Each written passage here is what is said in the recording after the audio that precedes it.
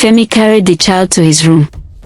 He laid the child on the bed and closed the door behind him. Amorously, he glanced at the child. What followed next will shock you. Stick with me as I take you on this journey. Femi, a young and vibrant man in his 20s, was posted to the village of Dala. His arrival sparked joy among the villagers because it had been a long time since a core member had been posted to them. The compound where Femi lived had two other tenants, Mr. Musa, his wife Mrs. Fatima, and their 7-month-old daughter, Zahara, and Mama Amina, an elderly woman. Mr. Musa worked in the city of Kano, leaving early for work and returning late at night, barely having time for his family. Mrs. Fatima owned a small shop outside the compound gate, where she sold provisions. Femi, a tall and handsome man with a captivating smile, quickly bonded with the villagers. The children adored him because he volunteered to teach them lessons for free. Soon, he formed a close relationship with Fatima and her baby, Zahara. People admired Zahara for her bright, big eyes and infectious giggles, which could melt even the hardest hearts. Customers often visited Fatima's store just to glance at Zahara, as her presence made them feel happy. One day, when Femi came to buy bread, he found Zahara crying. "Let me carry her," he said with a warm, reassuring smile. Mrs. Fatima, overwhelmed with the responsibilities of managing her home and running her shop, was happy that Femi was eager to help. Zahara seemed to have a special bond with him. No matter how much she cried, the moment Femi carried her, she would stop. Most times, Femi would take Zahara to his room. No one knew what he did to make her stop crying and sleep, but Fatima felt comfortable leaving her with him. As a token of appreciation, Mrs. Fatima often sent him a plate of tuwo shinkafa. She would thank him, saying, "May the peace of Allah be upon you. You relieve my burden." Mr. Musa, though busy with work, was aware of the help Femi rendered to the villagers and, more importantly, to his own family. However, there was more to Femi's kindness than met the eye. He helped fix light bulbs, carried groceries for Mrs. Fatima, and tutored children in the neighborhood.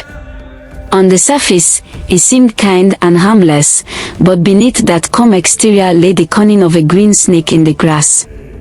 Femi's interest in Zahara went beyond just helping.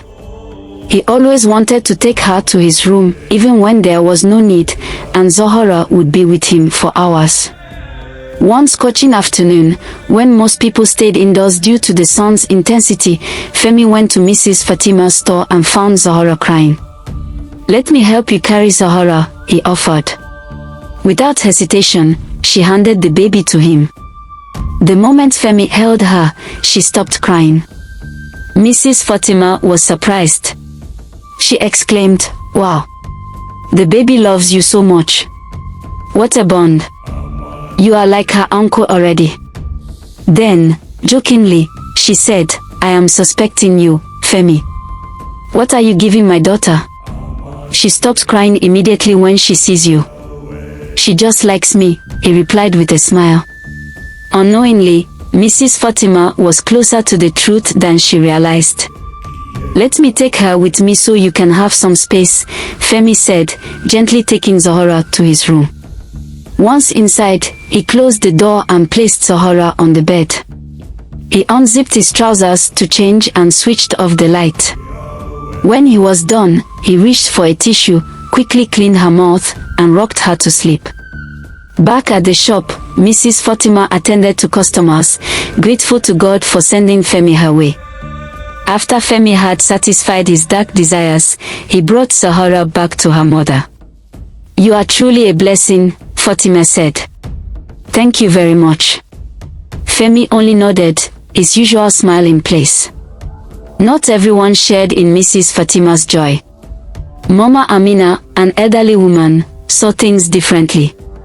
On several occasions, she had seen Femi take Zahara to his room, spending long hours there. "This core member is too close to this child," she muttered to herself. One day, concerned by what she had observed, she visited Mrs. Fatima in her store. You worry too much, Mama Amina, Fatima brushed off her concerns. Femi is just helping to relieve my stress. It is not good for a man to be so attached to a child that is not his, Mama Amina warned. I hope you are wrong, Fatima replied. However, Mama Amina's words left her unsettled. Later that night, as she fed Zahara, she wondered if there was more to Femi's kindness than met the eye. During the Christmas holiday, Femi decided to travel home to celebrate with his family. When Mrs. Fatima heard about his trip, she felt sad. Are you really leaving? She asked. Yes, Femi replied with a smile. I want to see my family. Then who will take care of Zahara when you're gone? She asked.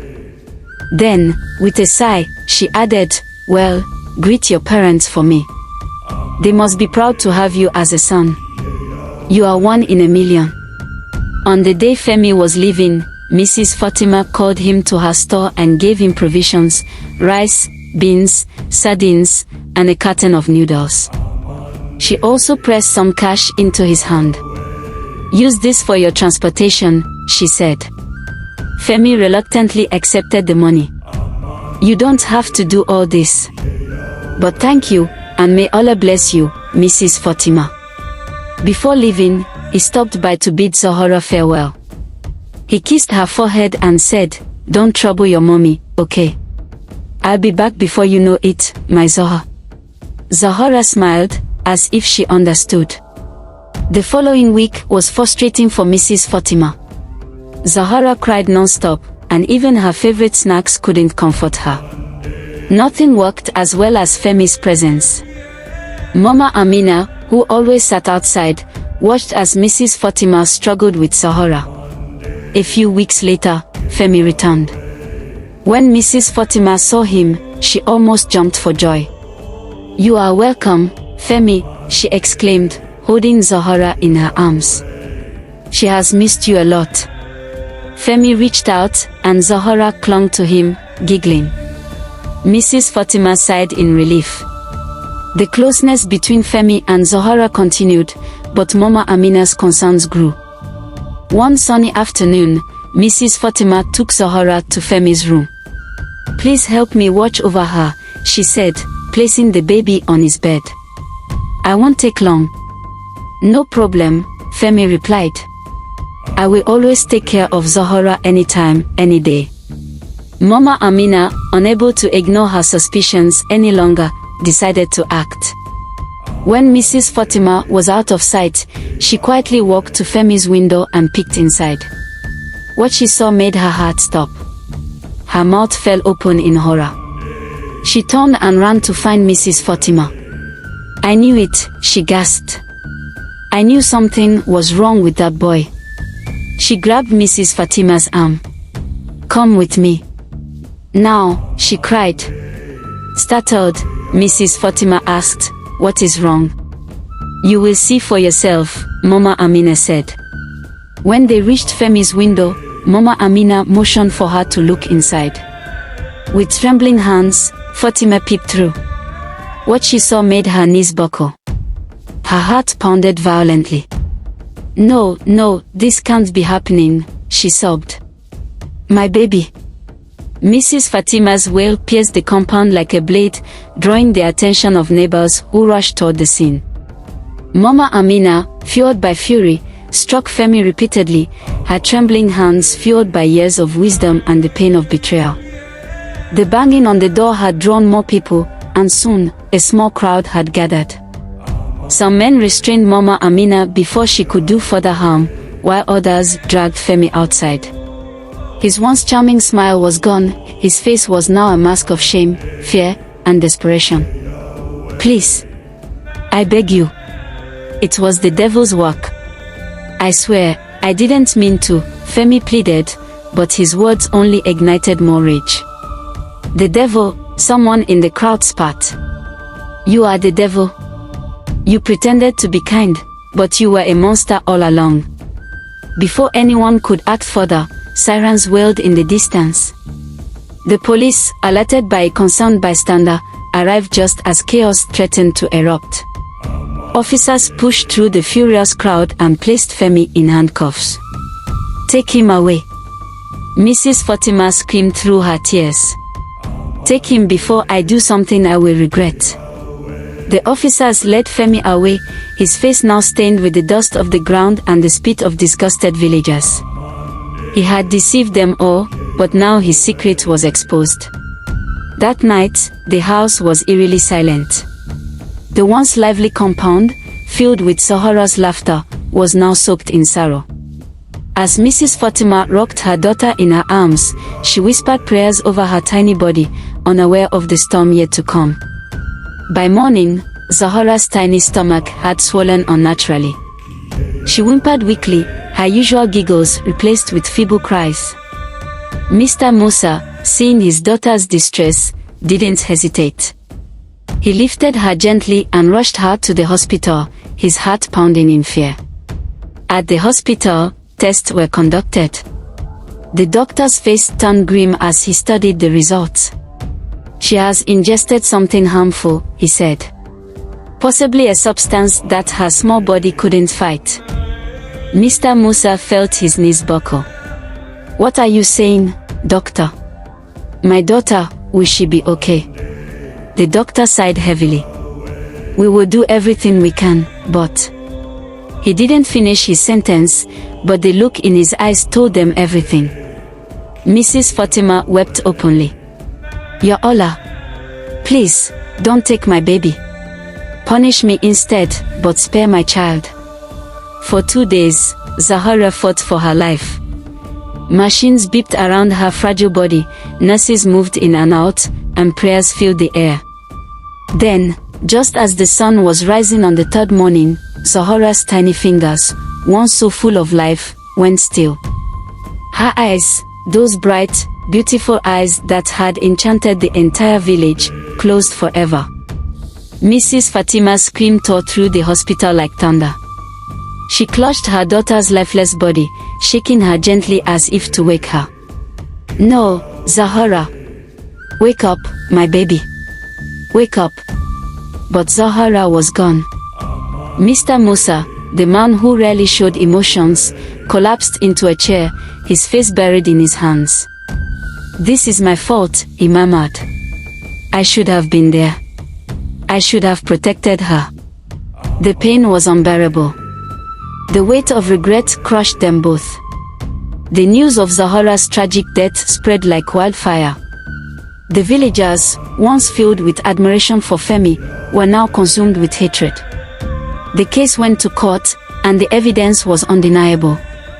The doctor's report, witness testimonies, and even Femi's own words, "It was the devil's work," sealed his fate. Femi was sentenced to 50 years in prison for child molestation and manslaughter. As he was led away in chains, his once handsome face was twisted in despair. There was no smile this time, no charm, only regret and the cold reality of his actions. But justice, though served, could not bring Zahara back. Back in the village, Mama Amina, though vindicated, found no joy in being right. "I wish I had spoken up sooner," she whispered one evening, tears running down her wrinkled cheeks. "Perhaps we could have saved her." She spent her days and nights praying for the family, hoping for healing.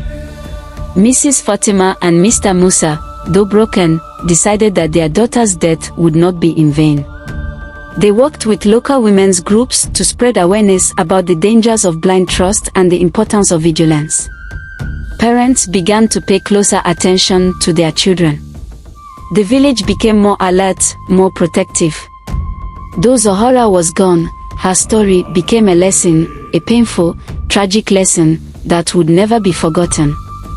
And as the sun set over the village of Dala, it carried with it the echoes of Zahara's laughter, forever imprinted in the hearts of those who loved her.